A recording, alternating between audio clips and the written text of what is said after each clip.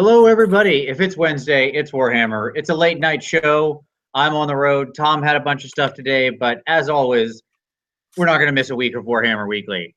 So we have no guest tonight because we didn't know when or whatever we were going to be able to do this show. So Tom and I are just going to talk. It's going to be a little Warhammer Weekly after dark as we talk about our favorite armies and why we love them and how we came to them and how we think they came out and their new edition and all that sort of stuff. This is it's a little peek behind the curtain for us.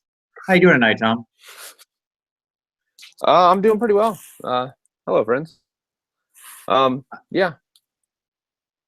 I bowled right over the top of you there. Just I went right over the top. You didn't even give you a chance. I was like, they know. They know. It's fine. So, we are going to talk. Oh, am I froze or are you froze, Tom?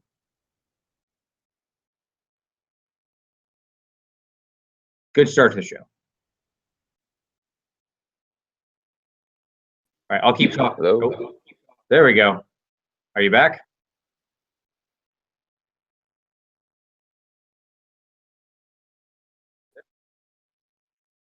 I'm here. Hey, there we go. All right. Well, it's going to be another fun night of internet connectivity, I can tell. And this time it's just you and me, so that's going to be good. So, Tom, go to the news. We'll just go straight to the news. Kick us off because they can hear you. Run! Go! Okay, here we go. So, news continues to be slow for AOS, but fear not, there is kind of AOS-related news. We have a new hero pack coming for Silver Tower, and in fact, it is the Sorcerer hero.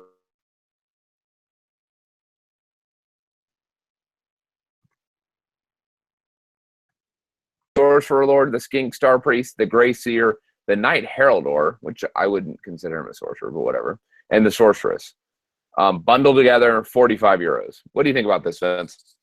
I think they have to include a Stormcast in every one of these packs because that's required by law. That's how he's in there. The law of GW. Right. Correct. Other than that, it's a great deal. Sure. 5 euros for that price. I'm in. Yeah. I am totally down for that price. Like that last hero pack, I was like, man, that's a good hero pack. Like that is worthwhile price wise.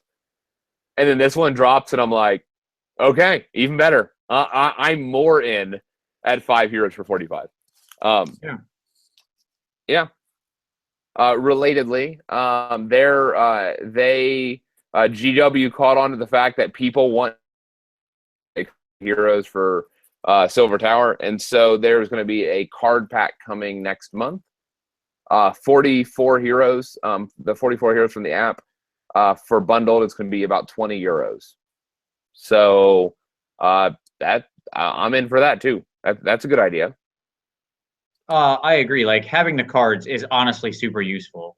It's a small thing, but it's a very good thing. I found it highly valuable. Like you made some sort of scratch cards to use, and I found them extremely valuable. Yeah.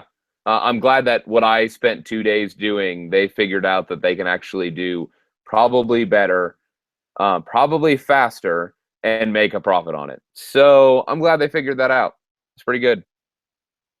Seems good to me. I will be buying those. Yeah, I'm down. The November White Dwarf leaked this last week. We saw the Custodes. Yeah. It's a 40K for the 40K board. Yeah. Which we don't care about 40K. But what was interesting about it is that they seem like they could be a good conversion for like Roman-ish Stormcast. I mean, what do you think?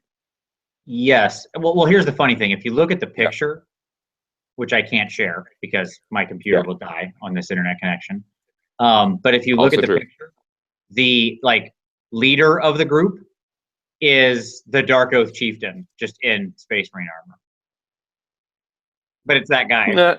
He's got that head. He's got that sword. So, like, if it can go that direction, it can come back just as easy.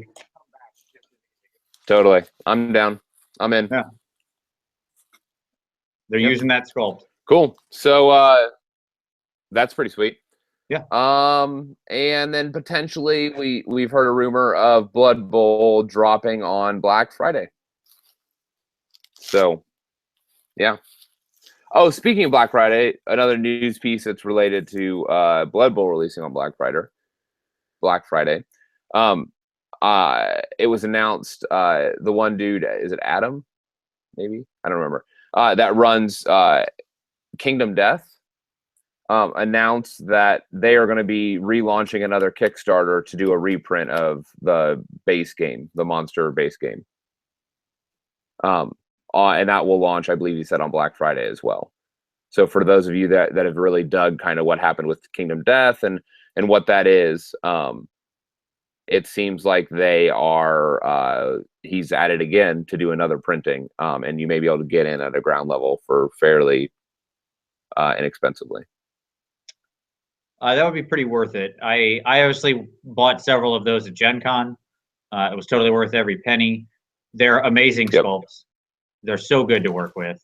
They're beautiful, and they easily fit in. I mean, they're just slightly itty-bitty bigger than Warhammer stuff, but it still easily fits into your army, especially as characters.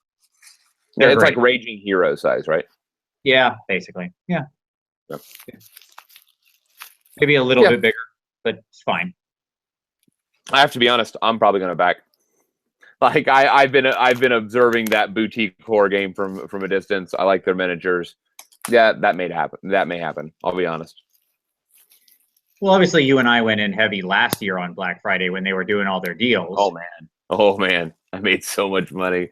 Yes, and I got a lot of really sweet minis. Sure. Yes. So I mean, I just hope they do that again. Like I would settle for them doing another big discount thing. That'd be awesome. I would too. I'll do both. That would be good. So yeah, that's the news. It's fairly straightforward. We got very little, almost no actual AOS stuff. No, here I got another piece of news. 2 spots have opened up for the Holy Havoc tournament for those that are interested. I don't know if they are still open, but I believe they are still open. So it is a team tournament game. Vince and I will, in fact, be there. It's in the Chicago area. They have a very unique rule set. I'd encourage you to check out what they're offering. So it would be you and a friend to come throw some dice and play on beautiful tables. Basically the first weekend in November. And we will have the link to that or that contact information that you would need to sign up for that if you're interested. Awesome. There we go. That's what I got. Very good. No, it's good. Good picks. I'm gonna just keep the camera locked on you most of the night, Tom. So just so you know that, so that way it doesn't never freeze. In case I freeze, it doesn't freeze on me. You get to be the well. Main That's host gonna be tonight. awkward. Yeah. So let's start into some pick of the week, Tom. So what do you got? What do you got to share with our audience this week? Do you have a pick? Did you think of this? Because I have a pick. If you want me to go first. I'll let you go first. So you can think of your thing. No, I already know. It's shameless self-promotion. So like I know no different. So fine, I'll go first. I moonlit on MC1 Gamers channel today. We did a army building with the Dispossessed, which the dwarf factions. And I threw together 1,000, 2,000, and 2,500 point lists, and kind of talked about some builds and why why I think that dwarves are okay but not good in the new edition. And yeah, so I'd encourage you guys to check it out. So it's technically not self-promotion because it's for MC1 Gamer and not myself, but I did show up on it. Well, that's fair enough. You're pimping a good guy there, by the way. I mean, not you. So, you know, that's okay. So my pick of the week is, so friend of the show, Russell Beal of Facehammer, was on a little while back. He and Les have their first real battle report, as I would like to say, from Facehammer out on YouTube. It's really good. Check it out. I will put the link down in the description. It is pretty fantastic. And the Facehammer GT coming up this weekend. So they're going to have a lot more coverage and videos and things like that. So I'll put the link down there. Check out the channel. Check out the battle report. I'd be watching it. Obviously, Facehammer is a great podcast. They're certainly going to do a bunch of great YouTube content. They've been looking to branch out. So check it out. Give them a sub. They're good guys. And also, I would follow them on Twitter because all of them share the Twitter account. So what that means is that you constantly get a mix of different stuff because some of them are obsessed with painting. Some of them are obsessed with, like tourney appraisal and tournament lists and stuff like that. So you get all kinds of angles. It's a good Twitter feed to follow. Nice. There you go. All right. So then of course, quickly, we can move to some hobby time. What are you loudly working on? With whatever you're tearing open. Sounds like you're rustling a newspaper. It is kind of. So I got kind of obsessed with my Tomb King potential force that I'm going to be doing in the next. So it's funny. I get distracted easily. So I'm supposed to be working on my chaos for Holy Havoc. And I kind of am. See, there's some paint. Here's a Blight King with some paint on it. See, I'm supposed to be painted and I'm not. So I went out and picked up. So I've been dreaming about what some of my Tomb King stuff, and I'm gonna do a Tomb King's board. And I found so I was looking for Tomb King's like related stuff. And I found a jewelry box that is going to make an awesome like statue on like either a display board or on a piece of terrain. And so it looks like a monolith of like a skeleton kneeling in supplication with like the Egyptian like wrap head thing. Like how awesome is that? Okay, two things. One, I hate you for not working on your chaos. Get your stuff done. Dude, how awesome is that? Look at that. That is a Two, kneeling skeleton servant. that is freaking amazing. Like, that is seriously awesome. What? Yeah. Dude, that is amazing. And so I don't know if this is going to be like at the entrance of a tomb, or I don't know what I'm going to do with it yet, but it looks amazing. And so I'm going to cut off these feet and make it like a big stone plinth. Glue it. You don't think so? Is it metal? Is it metal? No, it's like a resin, like, I don't know, like plaster, or maybe, I don't know. It looks metal, but it's not. I can assure you it is not metal. No, that's fine. I was just going to say, you could just bury it. Yeah, that's true. I could bury it. But I think I can just cut that off pretty easily, shave it down, and then what I'll do is I'll just prime it and then paint it like a sandstone or something like that. Yeah. Well, I was thinking you convert up the front with a little temple entrance. Like whether you cut off the feet or not, you bury it. Oh, you mean like this be the entrance of like a building? Yes.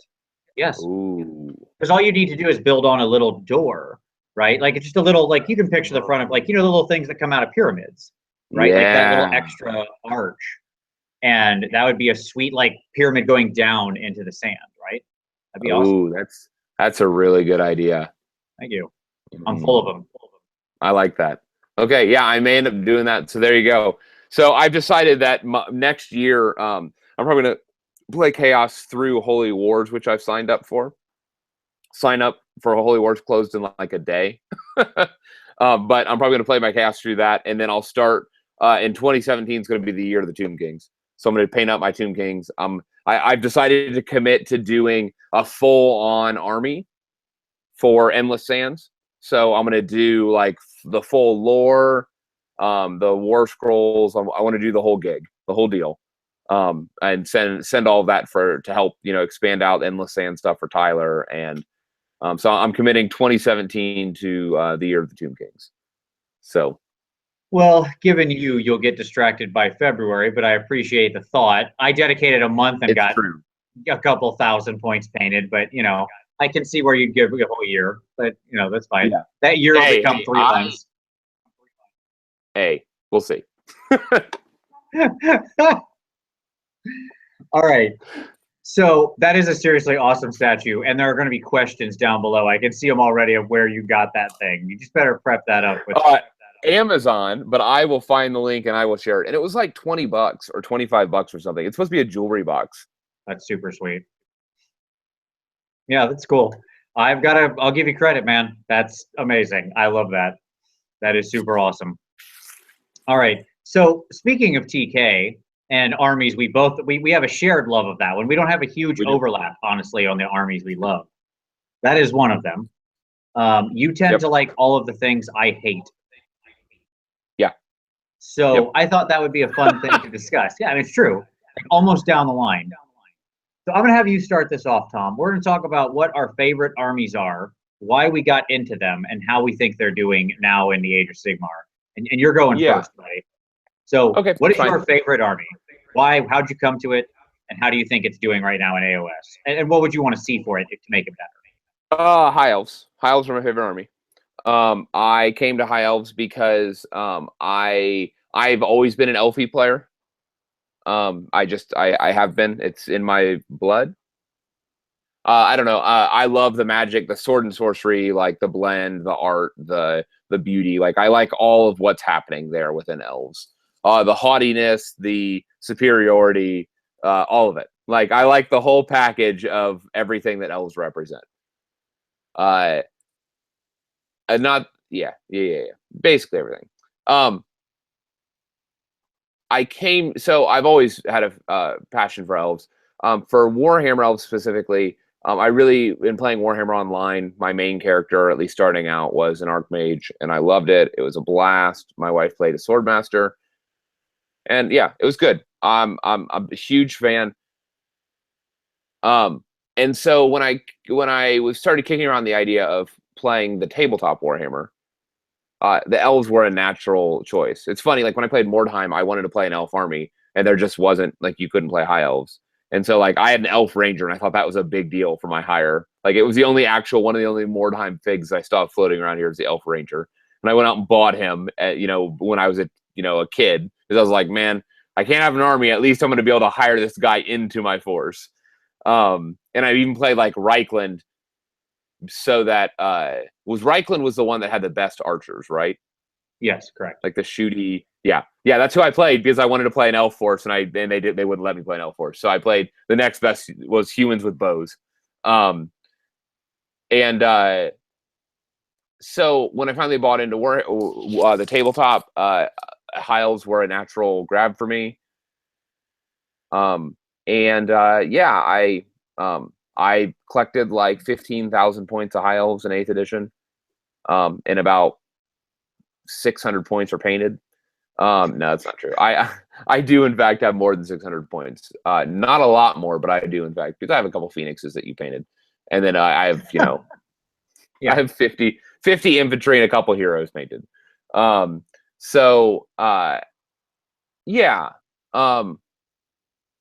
They don't exist in Age of Sigmar. Okay. And I mean that, and so like I mean that in the truest sense. Not that they like don't have war scrolls supporting them, because I can go. There are some war scrolls, but I had a unified force. Like I had an army, and now like unlike a lot of other armies, like they actually went in and mutilated what were the high elves. And I don't mean that like disparagingly, but just like I can't play at this point.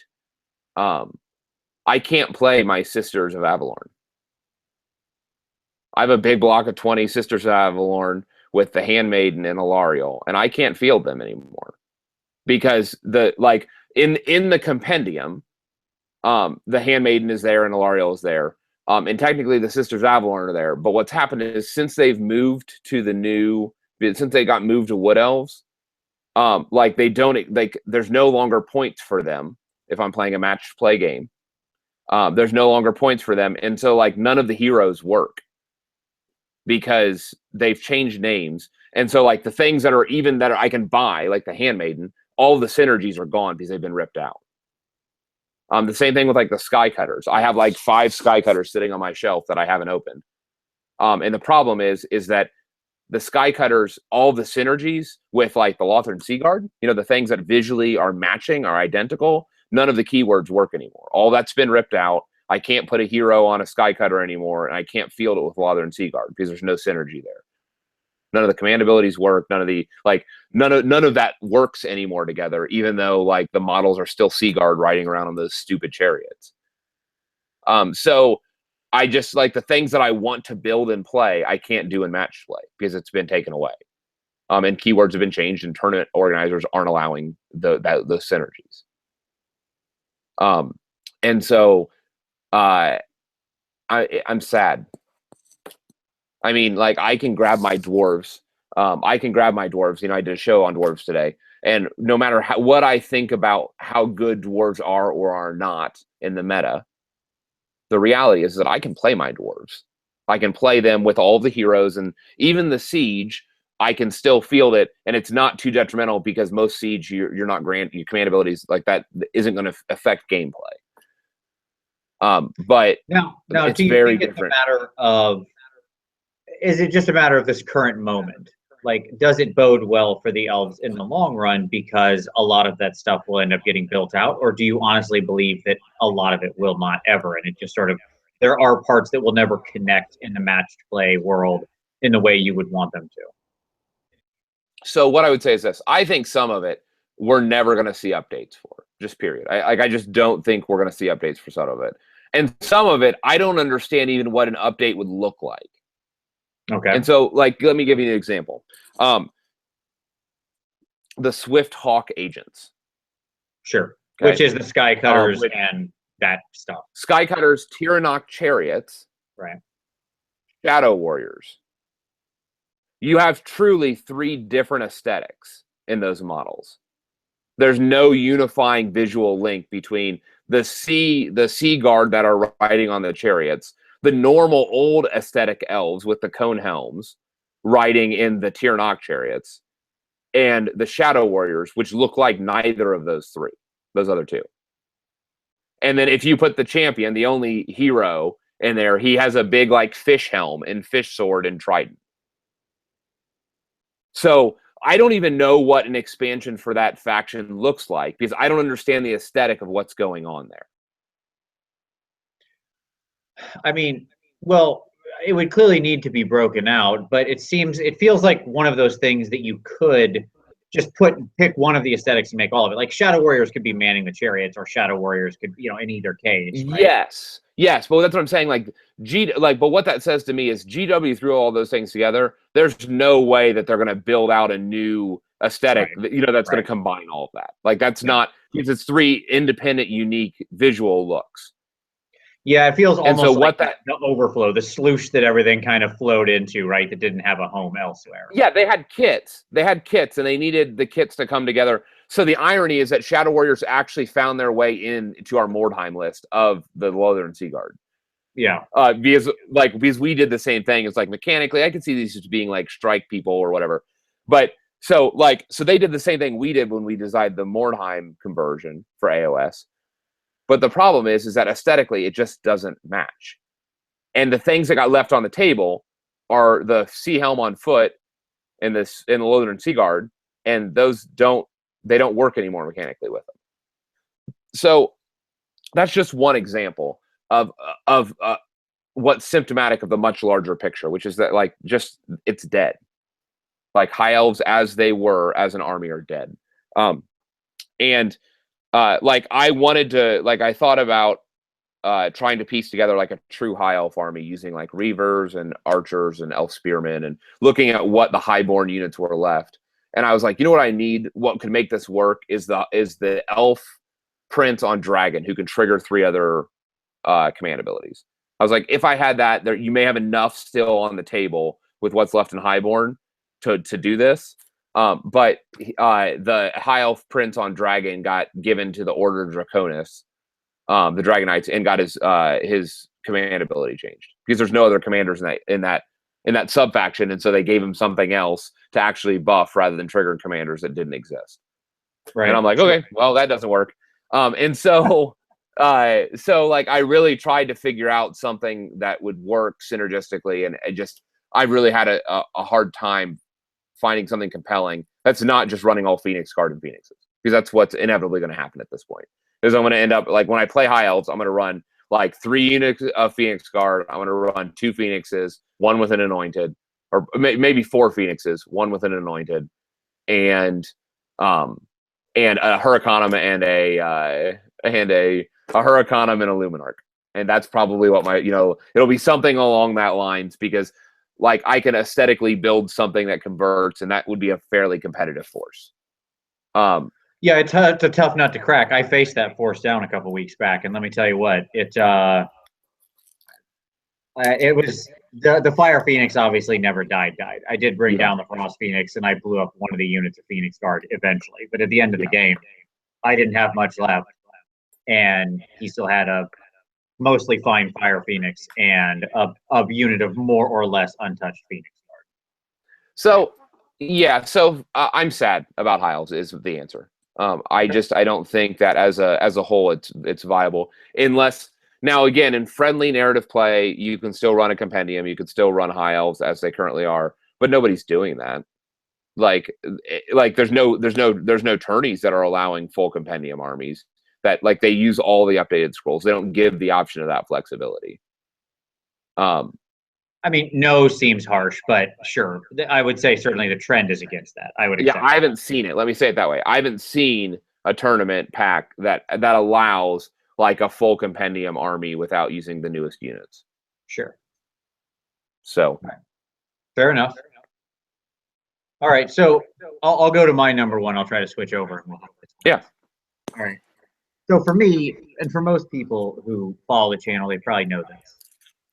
But for me, it's Skaven, right? I mean, without a doubt. I'm echoey on your headphones. So like loud echoey. There you go. So for me, Skaven started here. Let's go back. Let's go way back. 1997 or 8, somewhere in that range, right? Oh my God, way back. How can you be that bad at technology? You have headphones in. It's a mystery to me. Every week this. Okay, so at any rate, I was playing like some crappy old secondhand Empire that had come out of like Battle Masters and stuff. Like literally, I was running Battle Masters Knights as my Imperial Knights, and I walked in the store. I saw Skaven. I saw their little monkey faces. I fell in love with them. This was the army. I went to eBay. I found somebody selling an entire Skaven army. Picked it up for a pretty good price for the size of it. It was massive by the standards of 5th edition. And that was it. Like, I have stuck with Skaven now. Don't get me wrong. I've certainly gotten more armies over the years, and I certainly have other things I love. But Skaven are still one of my biggest armies, probably only eclipsed by Tomb Kings, and that's accidental more than anything else. And I still love them to this day. I think they're a wonderfully unique army. To me, they are the unique army of Warhammer. Like, everything else in some way echoes to history or to other games forces or both, right? To maybe classic Tolkien expectations of things to some degree, like the dwarves, or historical analogs like the Empire to the Germanic states, the Holy Roman Empire. But certainly the Skaven always had a much more unique flair. Now, for those very astute viewers, you will know that there was a direct inspiration for Skaven that was drawn out of another game. I know that.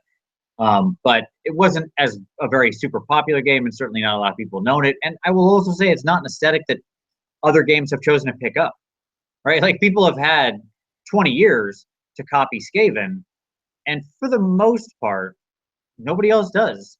The rat people still remain pretty unique. Yes, there are other manufacturers who make like Vermin or something, but for the most part, they're just making knockoff Skaven, right? Like, that's what's happening there, and they know it. They're making it to sell to people who love that army, people like me. It's funny you mentioned, like, when I think about they have shifted dramatically edition to edition. What's really funny about Skaven is that they're never, what is good is never the same edition to edition. Okay, like what I was playing in 5th was garbage in 6th, was different in 7th, was different in 8th, is different in the 9th Age, is different in Age of Sigmar. Like they've never, because they're always such a weird, wacky, rule breaky, cheaty, ridiculous army that like when it comes time to change the edition, somebody gets under the hood and is like, I'm gonna tinker with all these things and make this way, and this was too crazy and this wasn't. So the really good things get broken and the really bad things get buffed, and we just go in these big cycles. Are Jezzails the greatest thing in the world or a total piece of crap? Well, the answer to that rests on what edition you're reading them in. Certainly in 5th edition, the number of Bretonnian knights that went down under a hail of warpstone fire was mighty. 6 knight strong lances, which is what they ran in 5th, because the lance was just a triangle of like 1, 2, 3 knights, truly a lance. That does not stand up to focused Jezzail fire. Very quickly, those are dead knights, which I love. But how they came out, it's funny you say that, Tom, because it really is the inverse, right? For me.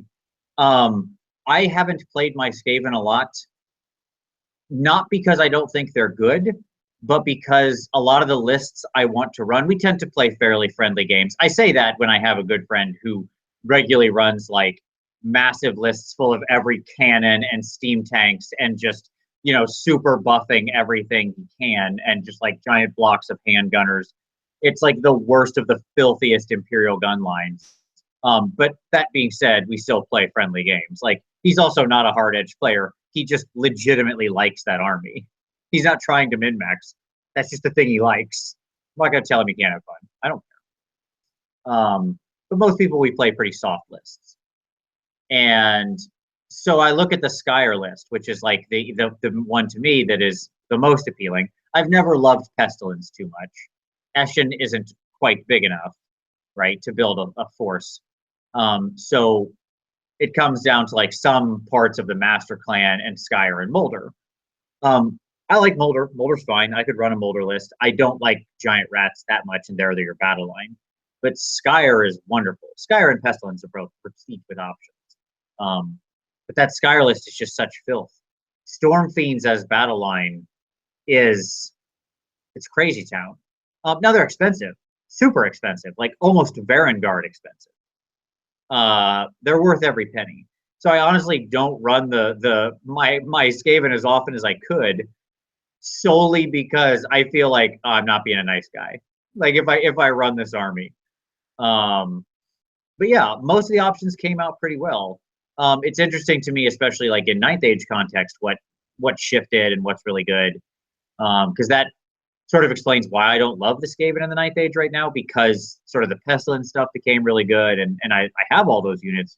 They've never been my favorite to play, so I feel like I'm going to kind of wait until things retool a little, and then that'll bring that army back for me in T9A. But right now in AOS, they came out really strong. I just feel like maybe I am too cheaty when I play them, which is nonsense. They're not that strong. It's just they're good. Do you think that it's because you don't like moving lots of small models? No, because you don't even have to do that with a Skyer army, right? Oh, like my battle line could be 6 Storm Fiends and some Wind Globadiers that come in packs of 5, all of which are very destructive, and you can balance that out. And then I could have, you know, Doom Wheels and Jezzails, and none of these require a lot of movement. None of these are anything like that. You know, some engineers, you know, an arch warlock, arch engineer, whatever. It's not.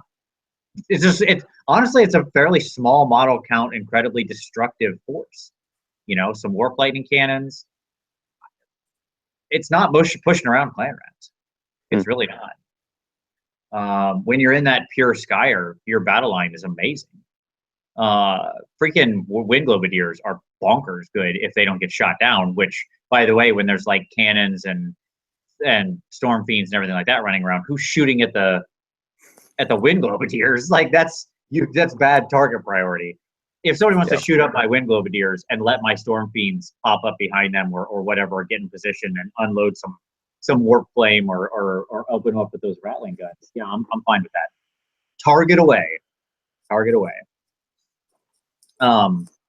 In all honesty, the one thing that we kind of got a rumor of, like a pseudo rumor, that I think would be awesome would be a new clan. I say that because the clans that are there have been basically static for almost 20 years. Yeah. Right. And they're fine. I like them all.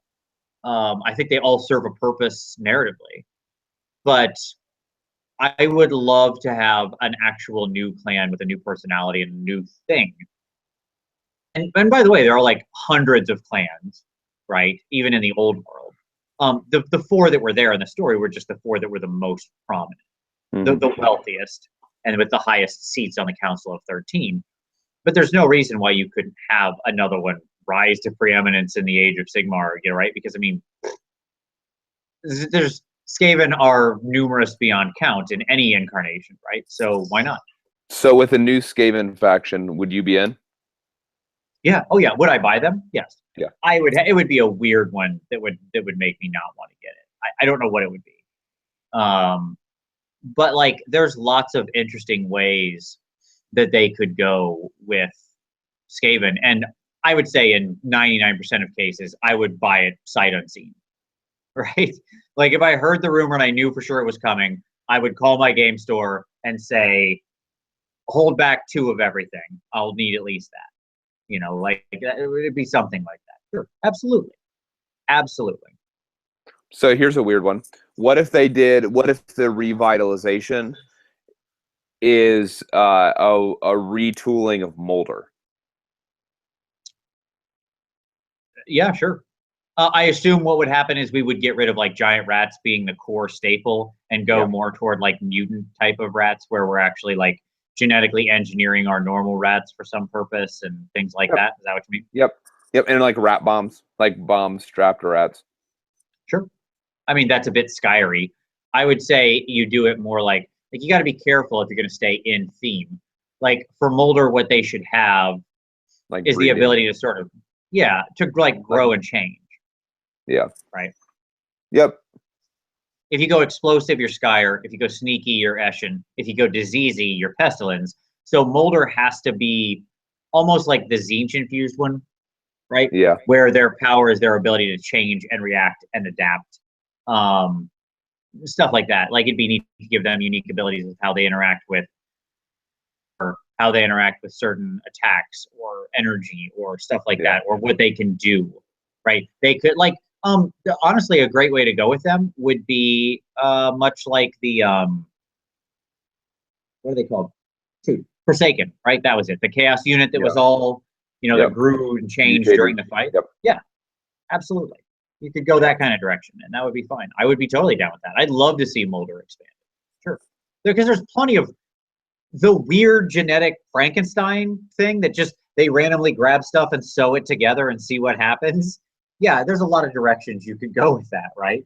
Some of which was previously explored by like Forge World and stuff with like wolf rats and things like that. I mean, there's probably 10 good examples you could do that would all be new, unique blue ocean with that clan. They've been stuck on rat ogres and giant rats and pack masters for 20 years. Rat swarms. Yeah, rat swarms, sure. I've always thought of rat swarms as being kind of generic, right? Like the idea is rat swarms just follow around Skaven. I've never thought of them as purely Molder. Certainly. No, I get that. Cool. So yeah, I mean, it's to me, there's so much space still to explore there, and it's your unique one, right? It's still the one. Besides, like chaos, and now they're even in the chaos, which itself is sort of a unique drawing point. So they should be in the most favored sons now. Isn't everything chaos always better? They joined up with the good crew, so let's do that. Why aren't they getting more awesome? Yeah. So I'm going to throw it back to you, Tom, but I want to change the question because I just want to go in order of second favorite or something like that, right? Okay. So here's what I want to hit on.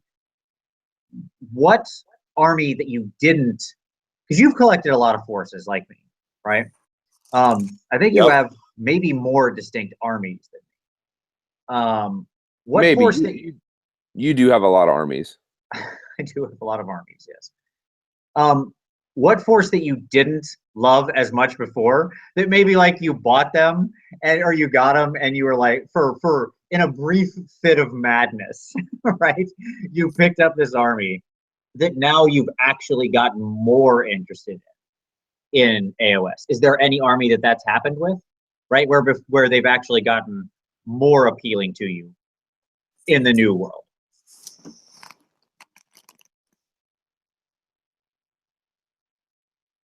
Is there anything you can think of where that's happened? Tomb Kings. Tomb Kings, actually. I think that's a great answer. I by the way, as somebody who's played Tomb Kings since 2004, this is the best they've ever been. Yeah. Tomb Kings, because like I wanted an undead force, and I was like, well, if I want to do an undead force, I don't want to do vampires. That's boring. So I'm going to do Tomb Kings. Cool. So I collect Tomb Kings. I paint up Nagash, fix them up. I have a whole shelf of it. I have a box of Tomb Kings that I could make basically anything I wanted. I have a bunch of stuff that I can convert over to Tomb Kings. Like, so I had stocked up on hundreds of bits, and then they discontinue. And so like two things happen very quickly. One, they discontinue, so they become rare. And like I'm like my psychographic, like I like the rare, I like the unusual, I like the unique. And so like it's one of the reasons why I have a Chaos Dwarf army. Like that is enticing to me.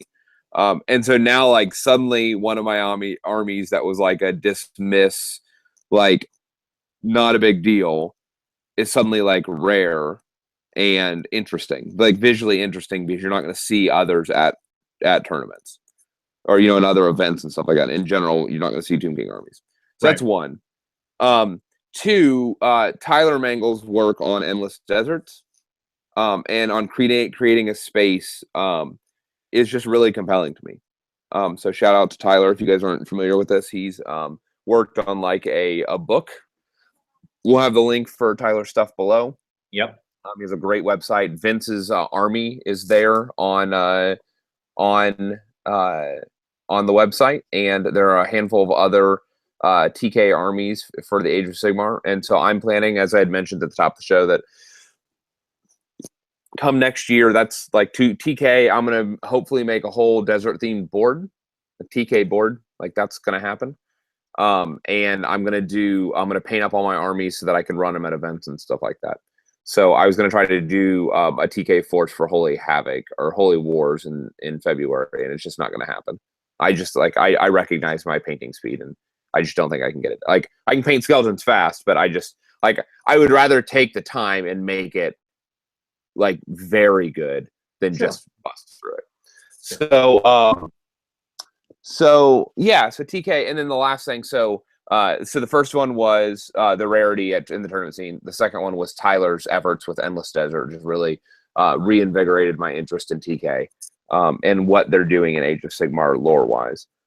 And then the final one is that I like mechanically strong things. I like synergy. I like to play in spaces that other people either don't see, or they're just cheaty as hell. And so, I mean, it's you're a beardy player. We know it. No, it's fine. I default to beardy, and when I see Necropolis Knights, they just make me salivate. And I have 9 of them, possibly 12 of them, sitting over there on the shelf. So let's be honest. Like, how can I say no to that when suddenly this army that I have just got mechanically superior to a number of other armies, and it doesn't have any of the synergy issues that high elves do? And so what that means is that I can actually assemble many different forces out of my collection rather than 1 or 2 lists. And so all of that is just really enticing to me. All right. Yeah, I mean, I agree totally. Like when I think about TK in Age of Sigmar, they've gotten it really is the best they've ever been. I will also say I love them like in Ninth Age as well. They're what I took to Buckeye battles this year and had a great amount of fun with them there with a very unusual list. So whether we're talking in both their current modern incarnations, I think they're the best they've ever been. And that's a low bar because they've always been garbage. Yeah. Sure. But they're interesting. They have really unique abilities that make them. Here's what I'll say. I throw around like verisimilitude a lot when we do design, right? Because it's a huge it's a huge guiding North Star for me. Their design reeks of verisimilitude, right? They feel like the thing they are supposed to be. Yep.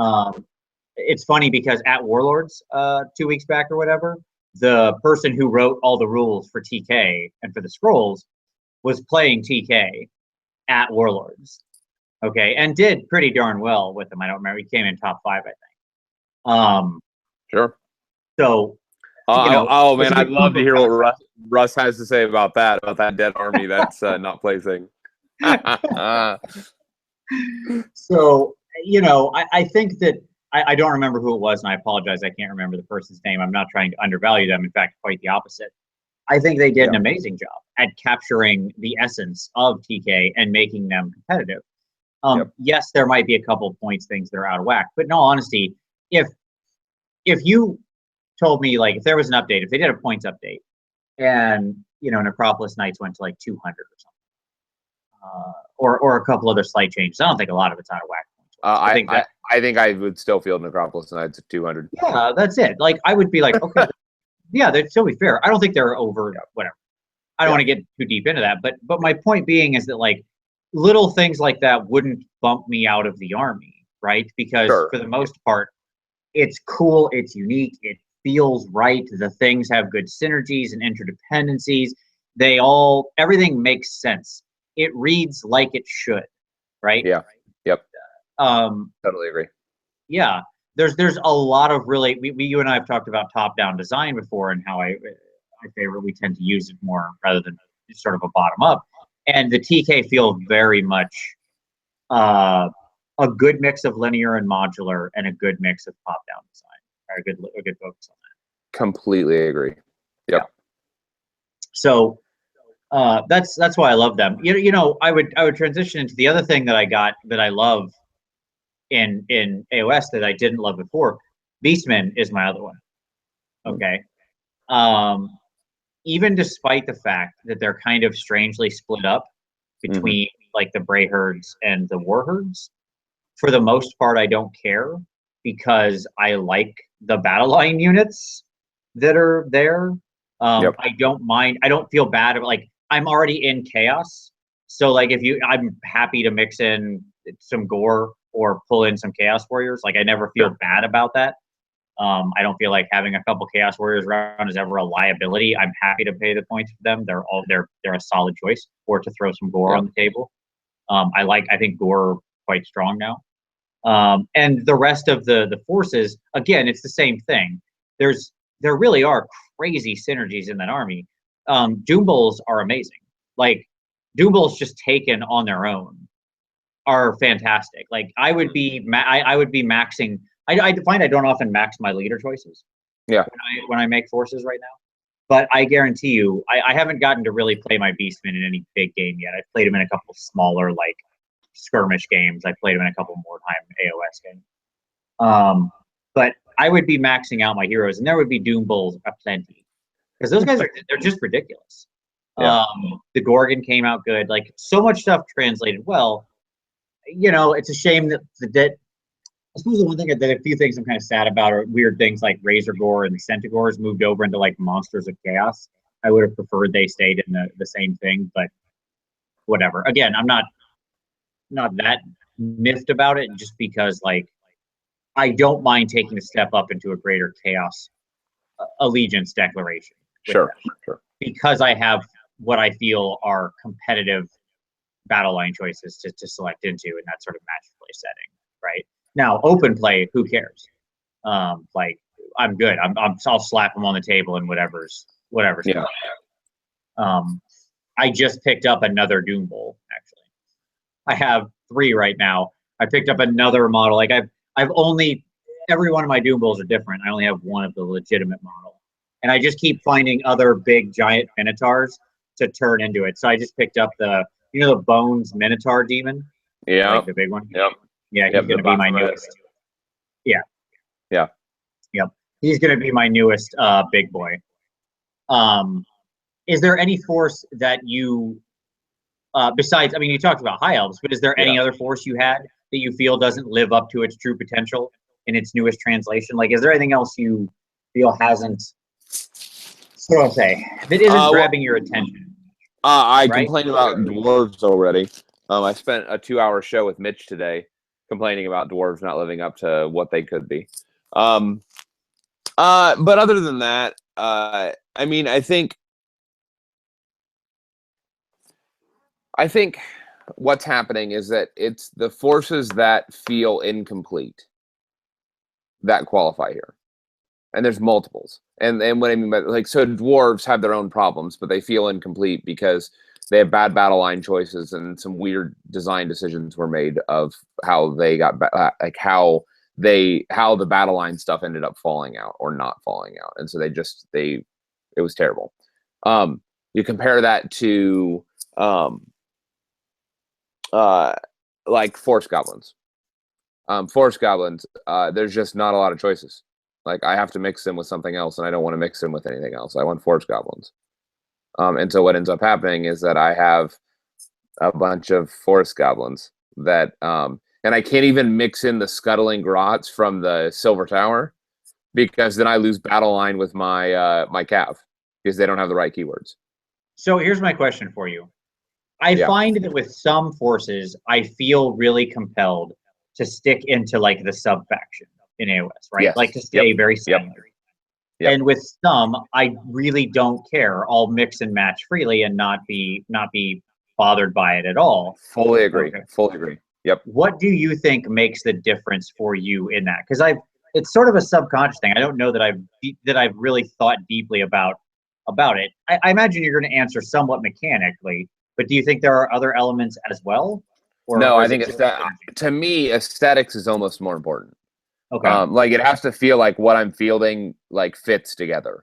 Like, I have a Nurgle force that is eclectic as all hell. Like, I mean, like, truly, like, I'm running stuff from like Slaves of Darkness, Warriors of Chaos, Demons, and Nurgle Rotbringers. Like, I'm all and just general chaos stuff.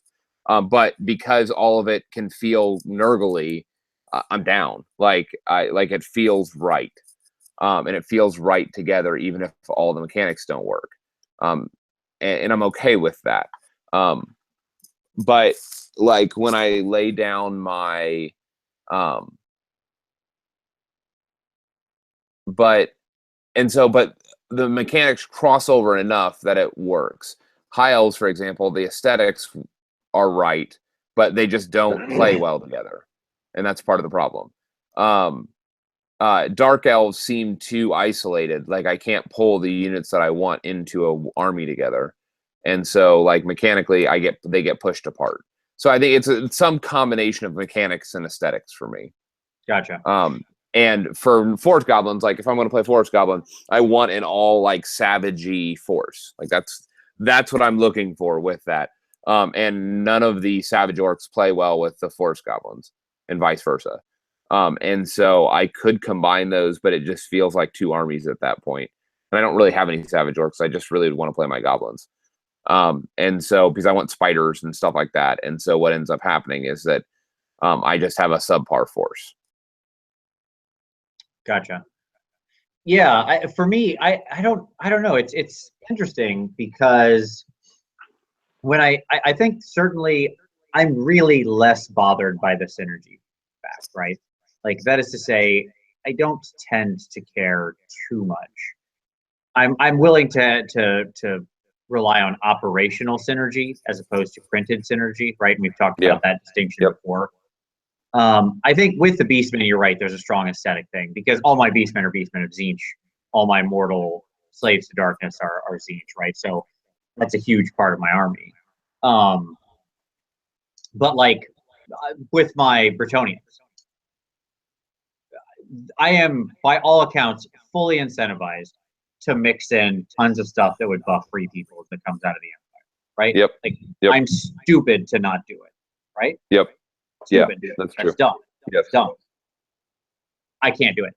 I keep making lists that are just like Bretonnian Knights and Damsels and Lords on and Leon Care, and just, just Bretonnians. Like, I'm just like, I don't care. I don't, get your filthy Empire crap out of here. I don't want it around. I got this army for Knights. I was thinking of doing a video about speed painting a lance, like that kind of thing, like doing a bunch, because I mentioned that I have like a gross of knights, and Yes. and I realized just how many unpainted knights I had during that show, And you got stressed out. and I was like, dear God. I mean, I don't care. I have tons of painted knights too. Like I have a fully painted horse, but it occurred to me that I have like a dozen unpainted Grail Knights and like a dozen unpainted Questing Knights and something like 70 unpainted Knights of the Realm. Dear God, Vince, like that, like you never have that much unpainted, that like many unpainted models. Yeah, but I mean, they're all just packed up. Like I don't, you know what I mean? Like they're not. I have Not a full army on the shelf. Hey, right? I understand that they're packed up. You're not thinking about them. Yeah, Right like there. I finished Yeah. the army in my mind, right? All Yeah. this was just extra stuff I fell into. Yep. But I was like, you know, I feel like I would never need to expand the army. I would love to finish painting the questing and the grail just because those are some of the greater models that GW ever made, especially the questing ones. But I was like, I could just speed paint a new, Knights Errant. Just do a full lance. Like, how fast could I, to a high quality? I don't, Bretonian. The point is the point is you never go low. But I was like, that'd be a neat test to see how good could I do it fast. Just challenging yourself in different ways. Plus, they're unified. I don't have to do every knight in his own little unique snowflake. That being the advantage. But yeah, I don't know why because to me they feel like they are their own thing. I can't put my finger on it. It's one of those things like, do you feel like you should be your own thing or not? This is one of those things I would love our viewers to throw in the comments as to what their opinion is, how ready they are to mix and match and why. I have a strong inclination to find out how other people think about this because I want to know if I'm weird or if other people think the same thing as me. Like, am I the outlier here, or am I, or is really just a lot of people like me? So, yeah, I don't know. It seems like I can't figure out what truly motivates me. It's literally just like I look at it and I'm like, yes, that should be its own thing, or that shouldn't be. Period. That's it. I couldn't explain why. It's a subconscious thing. So, yeah. So you're moving to TK, all right? Yep. After Chaos. Yep.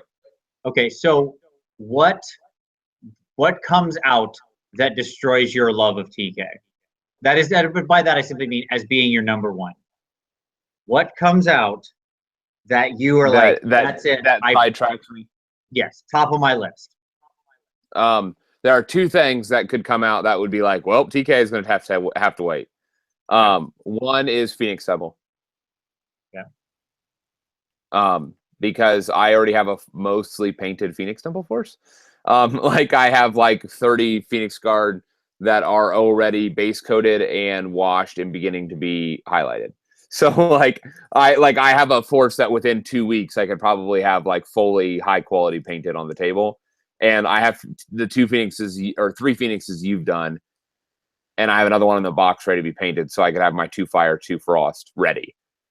So like I'm 1 Phoenix away and some highlights away from having a full force. And then if I were to couple that with some new units and a big hero, like I could really have a true large force ready fairly quickly. And so if that happened for TK, or not TK, if that happened for Phoenix Temple, that would sidetrack me because in a month or 4 weeks, I could probably have a full army painted up because I'm already halfway through painting. So that's one of them that would sidetrack me. The other one that would sidetrack me, honestly, would be my Forest Goblins. If they dropped a Forest Goblin, like a compelling rest of a Forest Goblin like block of stuff, I would probably be like, well, Tomb Kings, you're just getting an airbrush and a wash for right now. Sorry, Skeletons. Going back on the shelf, just because like I love my paint scheme. I love the aesthetic of the Forest Goblins and how I had begun to do my Spider Riders and just like I just had lots of ideas. Just they're not mechanically compelling right now, and I'm gonna have to rebase and I want to know where we're going, and I have not seen that yet, and so I have put them on hold. Sure. For me, it would be, I've mentioned Devoted of Sigmar before, stand behind that. The other one for me would be when I went a new Slanesh force, right? Slanesh is my great love in Chaos. Right now, they're kind of this weird mix and match of a bunch of mortal forces and demons. I've put them on the table a couple times, and I've never been super enamored of them. The Keeper is fun. They're okay now. I'm not in love with the way they play. They're like, they are the speed kills army. They're so fast, but they don't do a lot once they get there often. Yeah. So have you mixed them with Archeon and the Varangard at all? No, I have not yet. I think that's your problem. Throw in like a lord, like the mounted lord that lets the pile on and attack twice. Throw Archeon in the mix, and in the Varangard, and just let them go to town.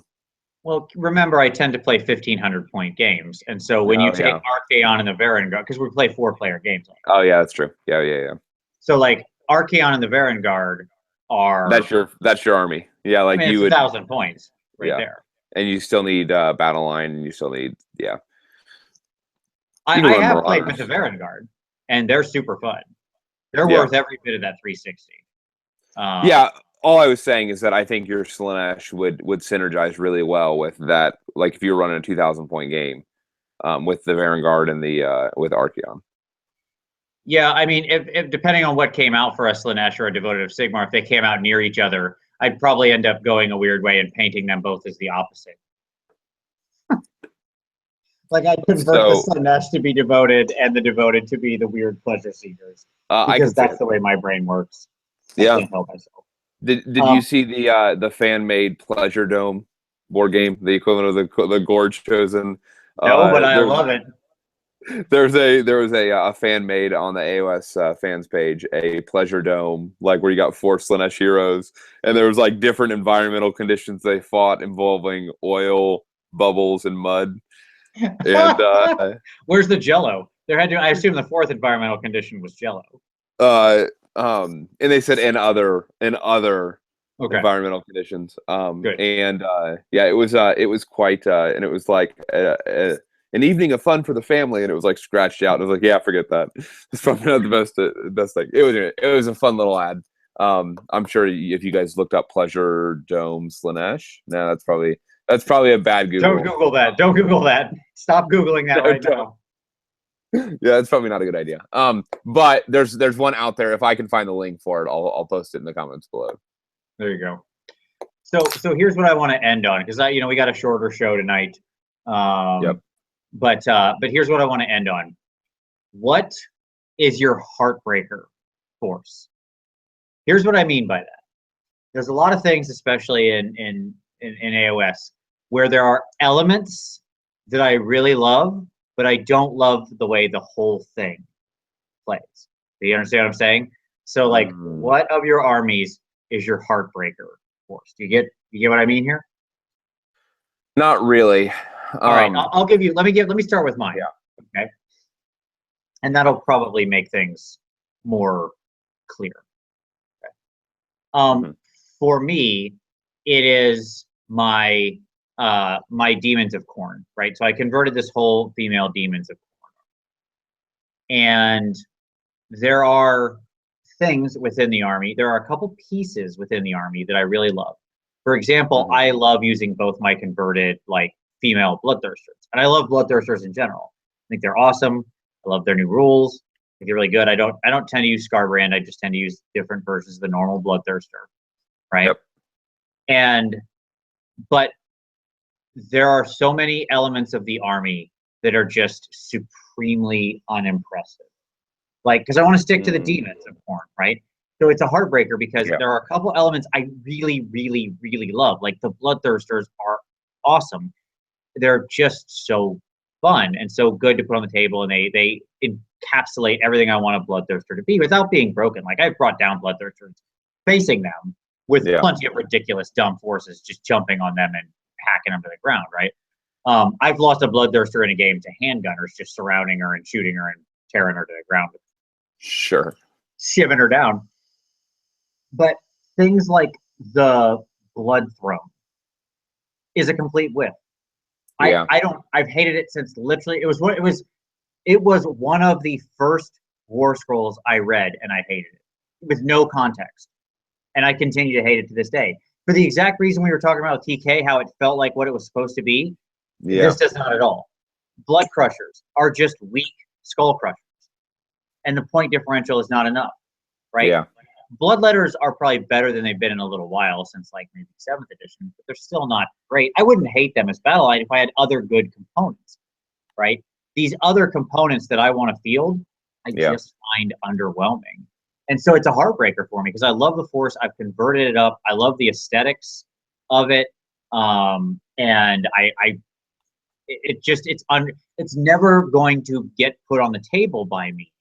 Yeah. Because it never rises to the top of the list when there are other lists, other armies I can play where I like the play experience. Not just the rules, but the play experience. There's nothing fun about playing a Blood Throne at all. It does nothing. Right? Yeah. There's nothing fun about having your Blood Crushers just do nothing. Just roll up and do nothing. When you're going off, I just use these as Skull Crushers. I know how good they would be. Right? Yeah. Yeah. So that's what I mean by Heartbreaker Force. You got one? Yeah. Yeah, I do, actually. So for me, it was what are now like the Scourge Privateers, like the Dark Elf Pirates. Yep. I was super excited about what I had, and they're just not. They don't do what you want them to do. Like they look cool with like I wanted to paint them, and I was looking forward to like painting the awesome Cold One cloaks, and I was going to do that with like the Cold One Knights, and then like the Hydras and the Charybdises, but those are two different factions now. So now I'm left with like pirates that have crossbows or 2 weapons, and the crossbows are a shitty range, and so just mechanically, it's not functioning on the table. Like it's not like the way that the charge term works, the double turns, like it's just all not working together anymore. And it has like this, like it has some flavorful like pirate rules of like capturing people and making models flee, and it's mediocre. Like I don't know, I just is there a particular element in the army you do really like still, like in the Force? I kind of like the Charybdis, but I just like all of it just fell flat. Like I like everything that's going on there, and I want to play it. Okay. But I just don't like mechanically what's happening on the table. And I have to mix it with other things, and the problem is that it doesn't mix well. This goes back to the elf problem. Sure. And so it's not doing what I want it to do. And so I'm just disappointed. And so like I have a whole shelf of Dark Elves over there, and I have no idea what I'm going to do with them. Because I really don't like. I don't want to get rid of them. I want to paint them. Like I really like them. But I'm just never going to play them. And so I'm going to paint the things that I'm going to play first. Sure. And so like it's going to like it will be years before I touch those Dark Elves, and that's disappointing. Because I really like the paint jobs, and I really like the direction that I was going to go with them. So. Well, it's the kind of thing you hope that at some point you do get, that it rolls up to get that inspiration, right? I mean, that's just it. It doesn't take much to push it. All right, well, I think we're going to... Oh, go ahead. Go ahead. Briefly, here it is. Oh, okay. Pleasure Dome. The new Slaaneshi Arena board game set in the world of Age of Sigvald. Box game includes 4 Slaaneshi champions to quote-unquote fight with each other in the Pleasure Dome. New weather conditions, including water, foam, and baby oil. The 1980s cassette player and used copy of Welcome to the Pleasure Dome by Frankie Goes to Hollywood on tape. 9 liters of cheap gin, and strained minutes of disappointment. The strained minutes of disappointment is maybe my favorite quote in the history of quotes. And then it is... And the tagline is essential game for 1 to however many aren't too tired. And it's hours of fun for the whole family. Whole family's crossed out, and it's just no. And then while I was looking for this, I stumbled upon this. just as planned, the Tzeentch game, a game for the lonely and powerless fearing the future. The confusing new game set in the world of the Age of Sigvald. Point at random occurrences in hindsight and claim that they were just as planned. Trademarked. This is my kind of game. Box includes 1 to 7 1 to -7 Tzeentchian sorcerers to claim responsibility for unrelated events. Any number of special new style round dice, deck of event cards. Remember to stay silent for the ones that haven't happened yet. Battered library copy of Nostradamus for Dummies, and Mr. Cadbury's Parrot toy. Actually, it's a Lord of Change. Be that guy at parties. Holy crap! This is amazing. Are those milk duds or something that are your round dice? Like, what candy is that in the picture? Yes, those are milk duds that are maybe Whoppers. Yeah, they might be like the European version of them, but that is fantastic. Point at the random occurrences in hindsight and claim they were just as planned. Tom, this is your game. This is my game. So anyways, yeah, so I'm assuming that they've probably done a Nurgle one at this point as well. So oh my god, this is so good. Well, there you go. You need to extract that link from there, Tom, and send it to me so I can post it to the Facebook group. Do that. That's pretty fantastic. Oh my god, that's awesome. Well, that is going to be a high note to end on, because I don't know how we can get better than just as planned. Just as planned, we have come to the end of the show. There you go. So fantastic.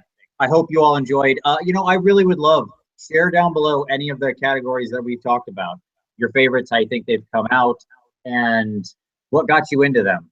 Are there any heartbreaker forces for you? Is there anything you didn't love before that you found a new love for in, either the Ninth Age or in Age of Sigmar or whatever, something that's rekindled the passion for an old army? Share that below down in the comments. We always like to see it.